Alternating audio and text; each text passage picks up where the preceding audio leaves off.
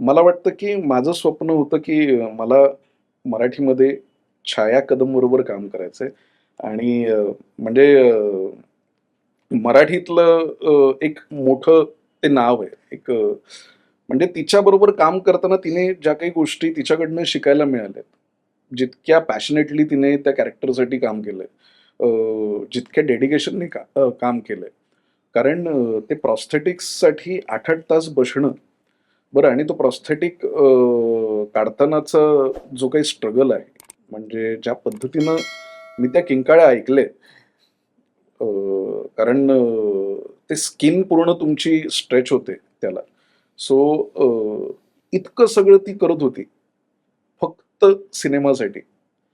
त्या ज्या जठा होत्या, त्याचं वजन 20 किलो होतं. म्हणजे तिचं डोकं जे आहे ते कधीच असं स्ट्रेट राहू शकत नव्हतं. मागे ते ओढलं जायचं. एवढं सगळं कॅरी करून ती 12-12 तास, 13-13 तासाची ती शिफ्ट आहे. त्या गेटअपमध्ये बसायची. तिला धड खाता येत नव्हतं त्या गेटअपमध्ये. तिला धड बोलता येत हो, नव्हतं. म्हणजे नखं पण एवढी अशी हो. त्याच्यात गरमी होती तिथे खूप. आणि त्याच्यामध्ये लोकेशनला सगळीकडे फायरचा सेटअप होता.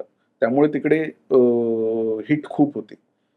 आणि एवढं सगळं इतक्या मोठ्या स्तरावर काम करून आल्यानंतर एका मराठी सिनेमासाठी या डेडिकेशनने काम करणं, मी तिथेच खूप इमोशनल झालो होतो, की एका माझ्या विजनसाठी इतकी सगळी लोकं जी आहेत ती मेहनत घेतायत.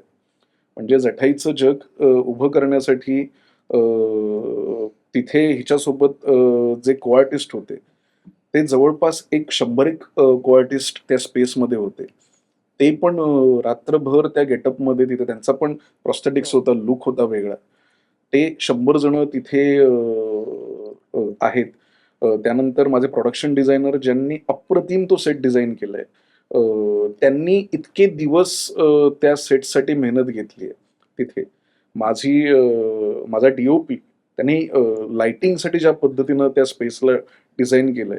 सो ही सगळी लोकं फक्त एक मराठी सिनेमा आपला थोडा वेगळा दिसला पाहिजे. वेगळ्या पद्धतीनं आपण प्रेक्षकांपर्यंत पोहोचलो पाहिजे, यासाठी झटत होती. सो म्हणून तो एक युनिक एक्सपिरियन्स तयार झालाय आणि थँक यू सो मच छायाताई. म्हणजे तू म्हणजे जसं पोस्टर आमचं जे काही आलंय, म्हणजे एका हातामध्ये ही मुलं त्या पद्धतीनं तिनं सांभाळलंय असं मी म्हणेन.